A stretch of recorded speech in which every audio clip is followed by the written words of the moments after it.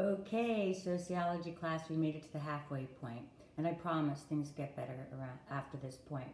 So we've looked at our society, we've talked in introduction, we talked about research and culture and socialization, and now we're going to move into how our society is structured. Now, of course, as I mentioned, in sociology, you live in our social world, so really everything I teach you, you pretty much know.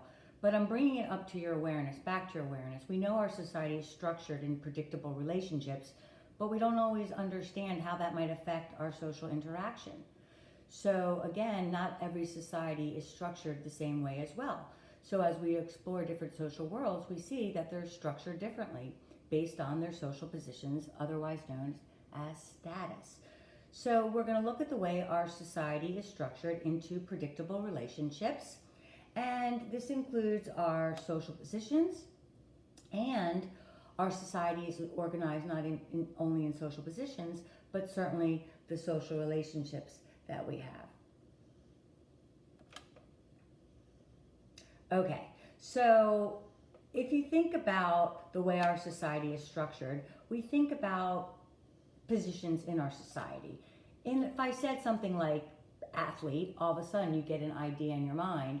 If I said professional athlete, you might think, oh, lots of money, if I said painter, you might think somebody's hungry. If a starving artist or something like that. But again, each society has different social positions. I mentioned that I once had a student in my counseling office that had come to America, and his parents were upset that he was coming to Johnson Wales to be a chef because they didn't believe that social position was high enough for him. So when we think about ranking social positions or statuses from, not just how society sees it, but personally, what do you think brings the most happiness? They've done some investigation, some research on those social positions that rank the happiest from most happy on the job to the least. And if I asked you, for example, athletes, firefighters, and I have a slideshow for you, you can look, architects, clergy, gas station attendants, food preparer, realtor, construction worker, pilot, teacher, psychologist, right? Which is the happiest? I don't hear you. Well, the answer is, believe it or not, the happiest profession or social position is clergy. The least happy, gas station attendants. I didn't even know there were any left, gas station attendants, but nevertheless. So, as I said, our society is organized into predictable relationships and predictable social positions. And we call that status. So a status is a social position that you can have, usually from the least desirable to the most. We rank them. And you can have, of course, several. We don't only have one status at a time, right? So, for example, I can be a teacher, a socially defined position, but I'm also a female, a socially defined position. I'm also young, not that young, but no, actually. So again, social position or status is any socially defined position within a society. Now, as I said, we hold more than one at a time. You can be a daughter and a student, right? We have what we call ascribed status and achieved status. And there's some information also in the assigned reading that helps explain it. But basically, ascribed status is a status that's given to you at birth. Achieved status is something that you have to go after, learn on your own. So for example, I'm a girl, just in case you didn't know, and that status or social position, lower than men in some societies, I was born with nothing I could do. If you're a toddler, there's nothing you can do. A senior citizen. So your age, your race, right? These are things that you're born. And it's helpful because it's ascribed. And what does ascribed have in it? Crib. The word crib in it. So that's kind of cool. So it's given to you at birth versus something like achieve status, which obviously you have to go out and learn a new skill, invent, or again, it's something of your own effort. So, and again, the PowerPoint slides help differ the two. All right, so when it comes to married or unmarried, what do you think is happier with that status? Children or not having children? Employed status, unemployed? Right now we see a lot of unemployed. Age, seniors versus young adults. How about Republicans versus Democrats? Religious people versus non-religious, these statuses. Who's happier? Well, in case you didn't want to know, in case you wanted to know, married people are happier than unmarried. Okay, just letting you know. And those that don't have children, that don't want to have children, are happier, believe it or not. Married without children ranks 41%, higher than 36%. A single parent, 17%.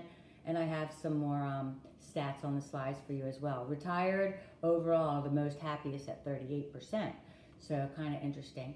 Now we also talk about social positions, statuses. One is called a master status. A master status is that status that stands above all others. It's the status that stands out, but it's relative.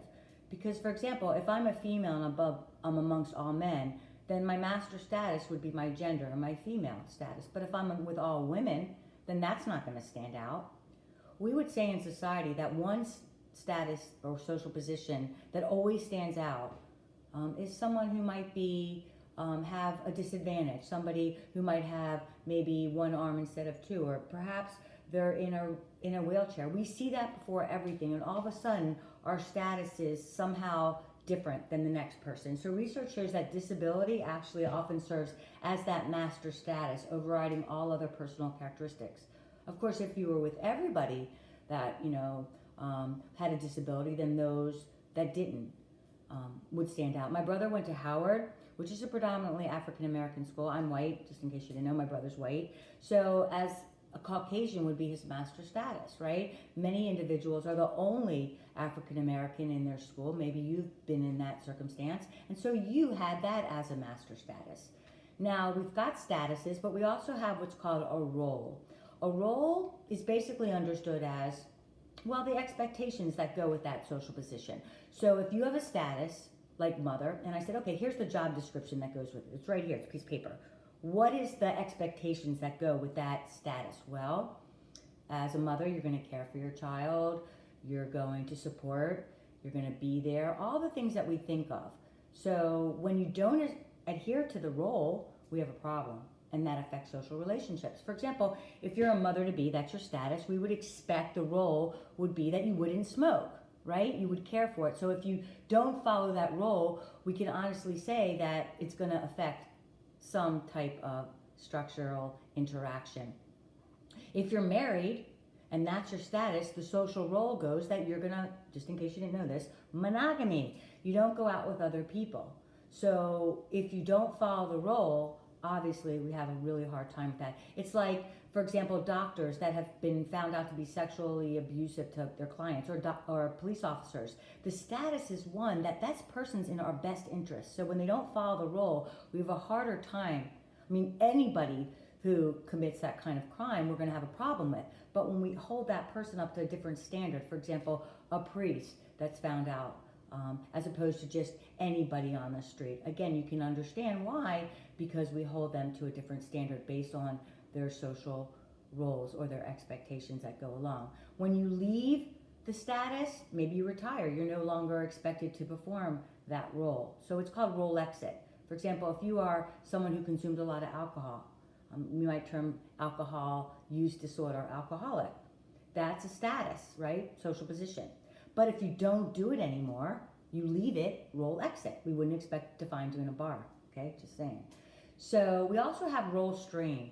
Role strain is when you have a social position, one, but the role involved is very difficult to complete. So if you're a student, one social position, but you have 5 tests and you're expected to complete and do well in all tests, well, you can understand that role would be straining for you. Role conflict is when you have 2 social positions, but you can't meet the demands of both.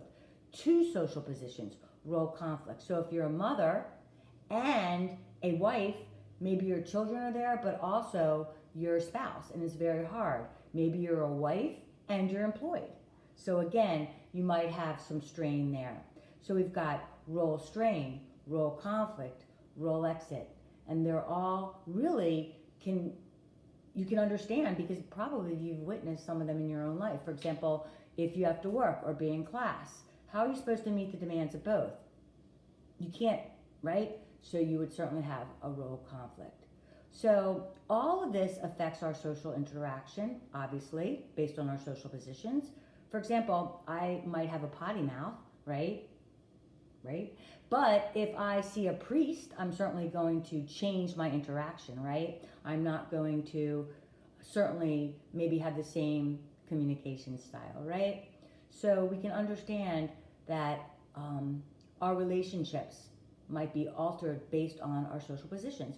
For example, students don't hang out with faculty, they're not supposed to, right? So again, because of the statuses, we can see that it can infringe on our behavior and our interaction. So I hope you have a better understanding on how our society is structured and how that structure does affect our social interactions.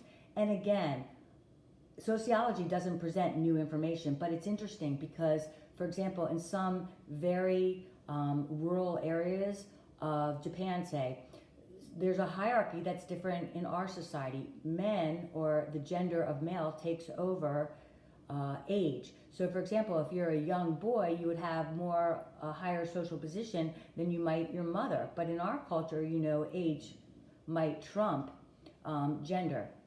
So your mother certainly has a higher social position, whether the child is a male or female. But we can certainly see this with ethnic groups, social positions, right? And certainly with racial groups and social positions. So we need to have a better understanding because it certainly does affect our social structure. I mean, look at even right now with what's going on in the coronavirus, how certainly blacks are on average dying more than whites. I mean, Oprah Winfrey was on this morning saying that it's a disproportionate rate to those marginalized races. So we have to look at that as well. And that's why status is so important. Think about how you treat people. Do you treat them based on who they are, or do you treat them based on their social position? Think about how much our social position affects our identity. What's the first thing that someone says to you when they meet you in a bar? Well, not today, right? They don't. What do you do, right? What do you do? What do you do? I like to say nothing, right? I'm kept. No. Anyway, I hope you have a better understanding of this chapter, and we'll see you again later.